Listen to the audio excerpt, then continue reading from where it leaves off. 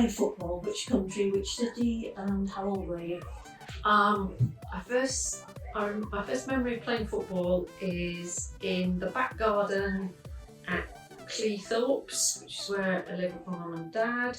And every night after we'd had tea, my mum would do the washing up, and me and my dad would go and have a bit of a kick about in the garden.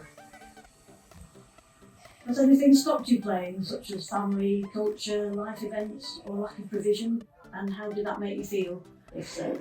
I think the only memory that's really stayed with me was when I was at primary school, and we had I think it was Colin Franks from Sheffield United who came to do a session after school one day, and he'd signed autographs and done everything, obviously not selfies, because didn't do that then, but he'd done all that. And then as we all went out together to go to the playing field, there was a group of about 3 or 4 girls, and he just turned to us and said, no girls, no girls.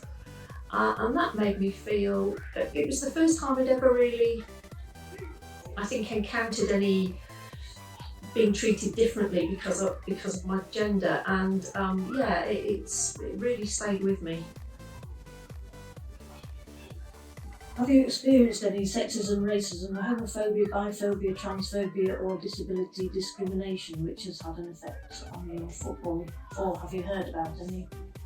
Other than that you've already mentioned. that I've already mentioned. Well, the only thing I would say is that I do remember when I was younger, we used to play football. There was a group of us who played in the cul-de-sac where I lived, and it was boys and girls, and we all played together. And then gradually, as we got older and we went to secondary school, fewer and fewer of the girls wanted to play, and we moved from playing out in the cul-de-sac to playing in somebody's back garden because you couldn't be seen as well. And the only time you could be seen was when the 292 bus came past and people could see from the top deck into the garden.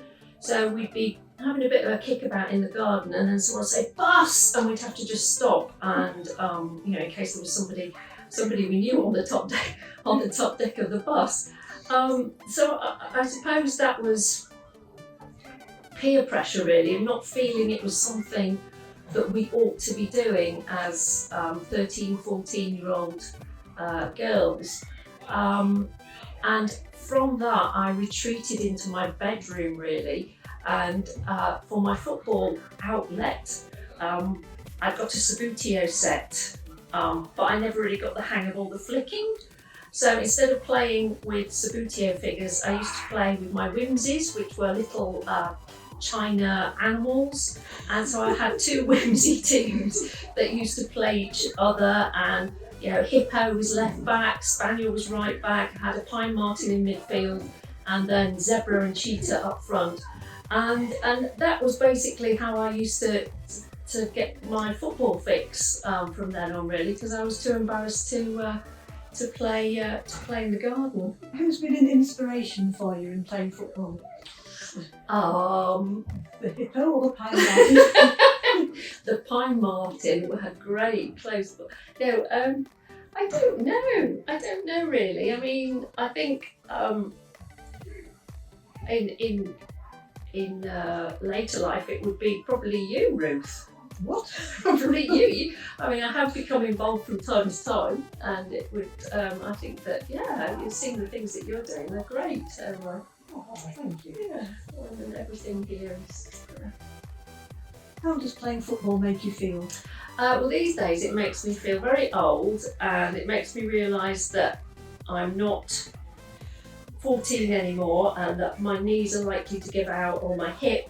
And so I suppose I'm quite envious now of the position that girls are in today when it comes to playing football, that it's so much more acceptable and encouraged, and they have so many role models that we just didn't have in the past.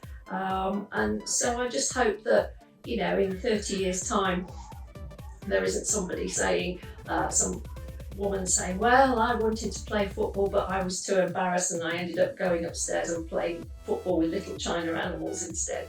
So I hope that those days have gone.